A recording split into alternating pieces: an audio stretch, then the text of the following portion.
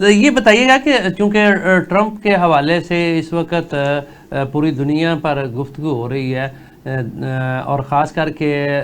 جو آتے ہی جس قسم کے اعلانات انہوں نے کیے ہیں اس سے ہمیں تو اپنے خطے سے زیادہ ہے، تو یہ بتائیے گا کہ افغانستان، پاکستان، ایران، انڈیا اور چائنا کے حوالے سے کس ملک پر کیا اثرات مرتب ہوں گے، مڈل ایسٹ پر کیا اثرات مرتب ہوں گے؟ دیکھیے جی، ٹرمپ نے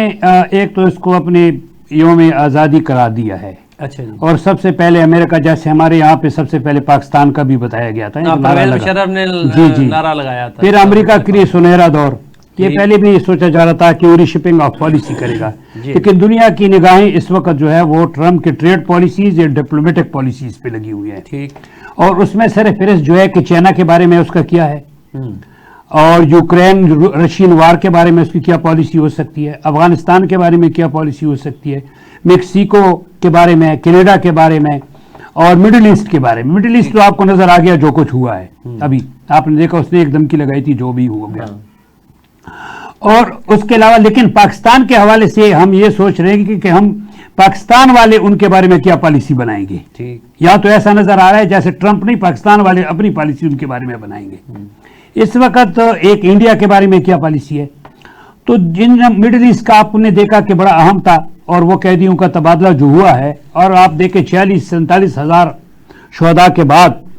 تو وہاں پہ سب کچھ ملیا میٹ ہو گیا، اور پھر اگر لوگ ریلیز ہوتے ہیں اور امن آتا ہے اور وہ لوگ خوش ہیں کہ جی سیز فائر ہو گیا، اتنی بڑی تباہی کے بعد سیز فائر میرے نزدیک تو کوئی اتنی بڑی بات نہیں ہے، پھر اتنی تباہی ہو گئی ہے، اچھا 90% جو ہے نا گھر تباہ ہو گئے ہیں۔ جہاں تک یوکرین، اب ایشو جو ہے نا وہ ہے یوکرین رشین وار۔ یوکرین جو ہے اس وقت تیار ہے سیز فائر کرنے کے لیے، نیگوشیٹ کرنے کے لیے، لیکن رشیا نہیں ہے، تو اگر وہ ان کے درمیان کوئی ڈیل کرتا ہے تو ان کو ماہرین یہ سوچتے ہیں کہ وہ پھر رشین ٹرمز پہ سیٹلمنٹ کرے گا، جو ٹرمز ہے رشین کے۔ انڈیا کے بارے میں یہ ہے کہ انڈیا اس وقت وہ اس کو ایزی کھلاڑی ان کی مطلب ہے کہ چائنا تیار کرنے کی کوشش کر رہا ہے، لیکن انڈیا کی پالیسی یہی ہے کہ انڈیا نے ایک طرف تو وہ برکس کے حوالے سے آپ دیکھ رہے ہیں نا کہ اس وار کا مطلب چائنا کے ساتھ ٹریڈ وار کا حصہ نہیں بنے گا، لیکن پارٹنرشپ رکھے گا ڈیفنس کے حوالے سے یو ایس اے کے ساتھ، اور وہ چائنا کے ساتھ بھی اپنے معاملات کو جو ہے نا ایشوز کو ریزالو کرنے کی کوشش کر رہا ہے۔ جہاں تک معاملہ ہے وہ میکسیکو، وہاں تو جو ہے نا وہ ٹیرف کا معاملہ ہے، لیکن جو چائنا کا ہے، چائنا کے ساتھ تو ٹریڈ وار ہے۔ افغانستان کے حوالے سے جو ہے نا جو ہم دیکھتے ہیں، تو افغانستان کے حوالے سے آپ کو پتہ ہے کہ وہ ٹرمپ نے کہا ہے کہ جی ساز و سامان رہ گیا، ہمیں ڈالرز دیتے ہیں، اس کے باوجود بھی وہ صرف دشمن کو جو بائیڈن نے چھوڑا تھا، اگرچہ طالبان نے اس کی مطلب تردید کی ہے کہ ہمیں کوئی امداد نہیں مل رہی ہے وہاں سے،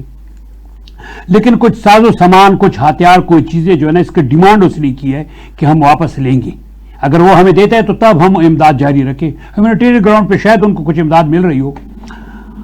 لیکن یہ ہے کہ وہاں پہ واقعی کچھ سامان، کچھ حالات جو ہے کمیونیکیشن کے حالات ہے، ہتھیار ہے، اور اس کے علاوہ کچھ مطلب ہے کہ ملٹری عسکری گاڑیاں ہیں، اور بھی کئی چیزیں قیمتی، جن کا 2022 میں جو ڈیفنس ڈپارٹمنٹ ہے اس کا امریکن، اس نے کہا تھا کہ 7 ارب ڈالر کا جو ہے نا 7 ارب ڈالر مالیت کا سامان وہاں رہا ہے۔ وہ ڈیمانڈ بڑا ایک اہم ڈیمانڈ ہے، اگر آپ دیکھ لیں افغانستان سے جو اس نے کیا ہے۔ تو اگر وہ اس پوزیشن میں ہیں افغانی کہ وہ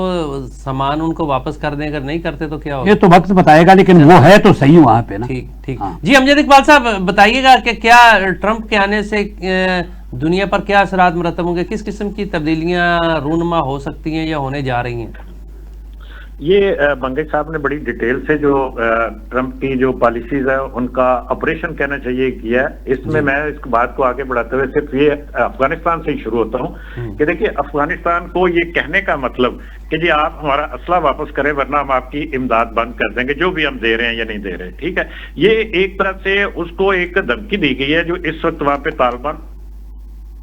یہ جو اس وقت ہم اپنے جغرافیائی حالات کو دیکھتے ہوئے کہتے ہیں کہ پاکستان کے حوالے سے خبریں تو یہ ہیں، پاکستان کے شمالی تہار کے ساتھ رابطے ہیں، پاکستان کے ترکمانستان کے ساتھ رابطے ہیں، پاکستان کے اوپر واخان کے حوالے سے باتیں ہو رہی ہیں، تو یہ تو ایک اور طرح کا ان کو تو چاہیے تھا کہ ہم آپ کی امداد بڑھا رہے ہیں، اگر پاکستان کے ساتھ ان کا چائنا کے ساتھ کو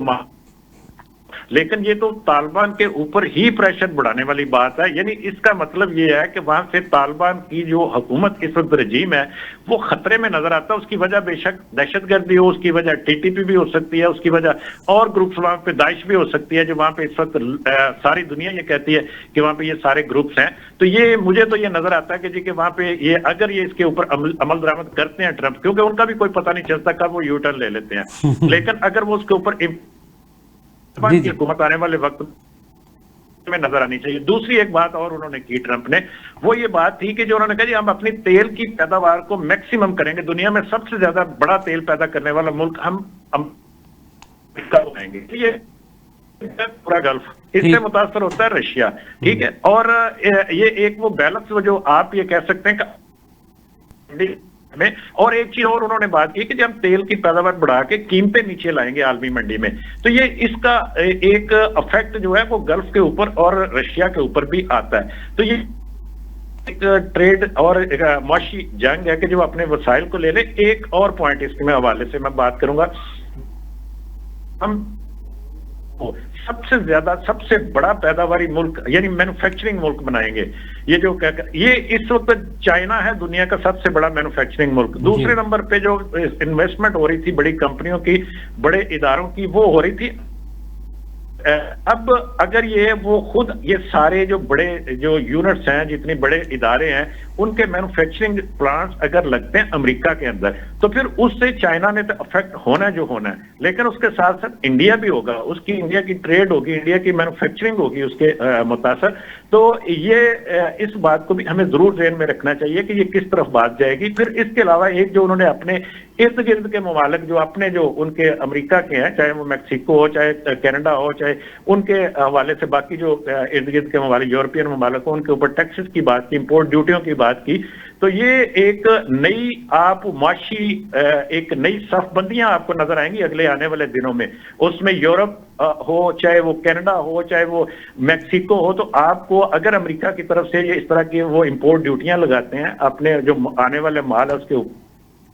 तो आप में दूसरी तरफ से आएंगी। तो एक नई एक मुआशी जंग इसको आप कह सकते हैं, और एक नई सफबंदी मुआशी बुनियादों पर भी आपको नजर आएगी। अब जो जहां तक यूक्रेन की बात है, उसमें ये जरूर वो वाकई बात ये ठीक है, इस वक्त यूक्रेन की हालत वो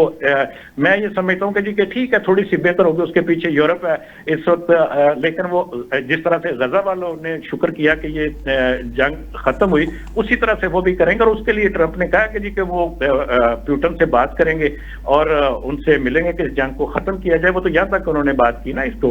तो मेरे ख्याल है कि आने वाले दिनों में हम देखेंगे कि दुनिया में माशी और इस हवाले से बहुत सारी मेन चीज तो मईशत की है, मेन चीज ट्रेड की है, मेन चीज पैसे की है। वो ये आपको एक नई ग्रुपिंग और नई सफबंदियां नजर आएंगी आने वाले दिनों में।